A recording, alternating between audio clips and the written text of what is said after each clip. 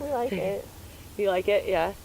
It's also, you have more room than other people who just have like their house and their yard. You have the house and the yard and then the whole entire farm. So you can like pretty much do anything. Feel like you have a lot of freedom. Yeah. Yeah, so there's always something that's really, like, we have to do that today. What's that today? Today I have to go buy boxes to put the tomatoes in for Grand Central because we don't have any.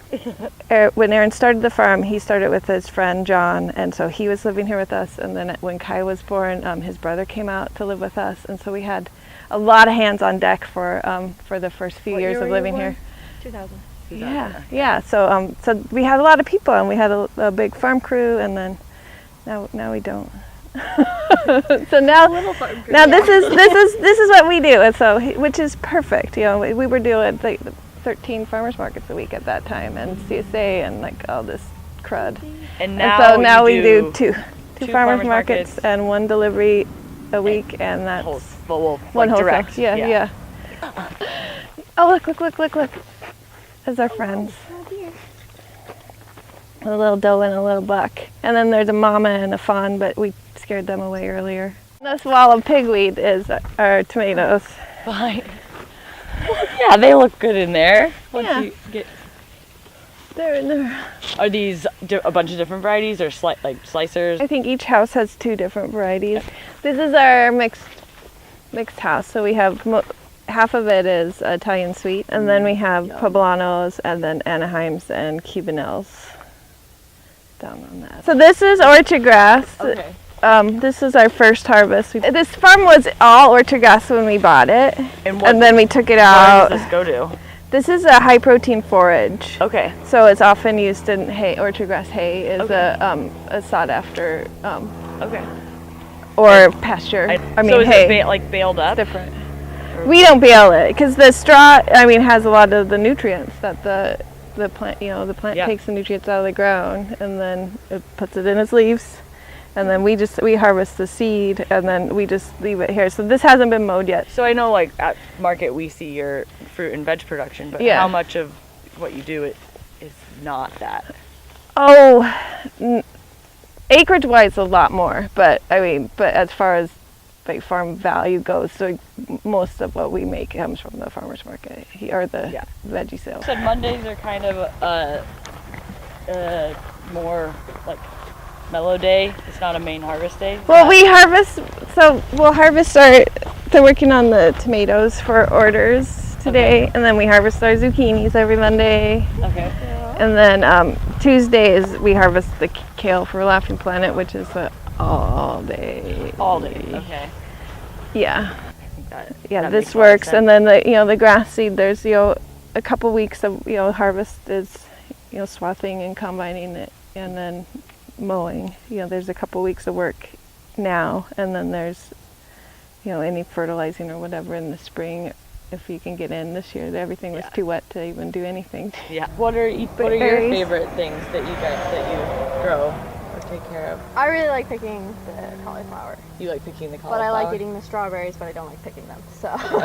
Okay. I really like the green beans, but I don't like picking them. You like eating them. No one likes picking them. No one likes.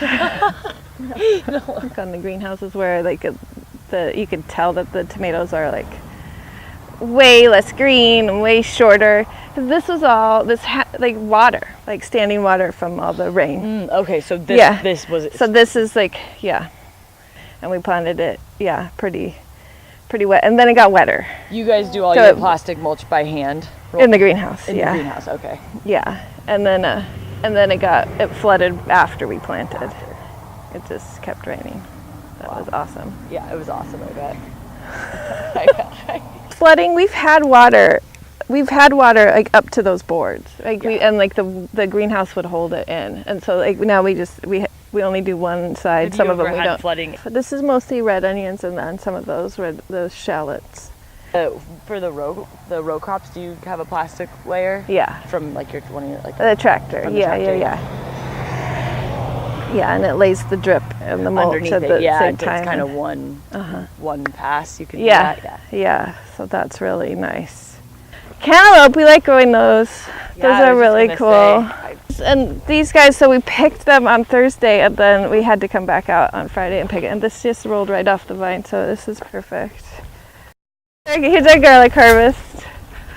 We did a fair amount of research this spring to decide if we were gonna snap the tops or not snap the tops. And for the scape. Seems like right, and then for storage reasons. For storage, okay. And then it does seem like there's some anecdotal evidence that if you leave the scape on, at least until it makes like 2 loops, that your garlic will store more better. And so the seascapes, those you get in early spring harvest, and then they're ever bearing, so they're kind of like doing a second flush. Yeah, they kind of just keep going. I'm surprised.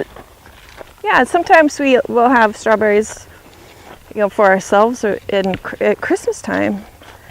These are late peppers. More peppers, yeah. Our late tomatoes. So we have some cherries and some heirlooms and some Romas. That's our late Romas, and then our eggplant that we will have to harvest this week. I love your rows that are like intercropped rows. The collards and the kale. Yeah, together. That wasn't on purpose. This whole section pretty much died. Okay. We had that snow in April. When was it? April? So late, yeah. So we had peas planted in here where the Romas are, and then we had just planted our kale. So I think that was black kale in these rows that the collards and the it just died. It died. Yeah, and so we replanted. There's our Romas. Our Romas are coming. People are already asking. Where are the Romas? Where are the Romas? Here they are. Yeah, they're coming. They look really good. There's a lot on there. Yes. There's a lot. Yeah. Do you do one variety? Yes. Like you look at this tendril, the first tendril past the the watermelon. If it's fully dead, then that usually means that it's ready. Okay. And then yeah, so that's what we look for. Like this little guy should be ready, and then you look for the yellow ground spot.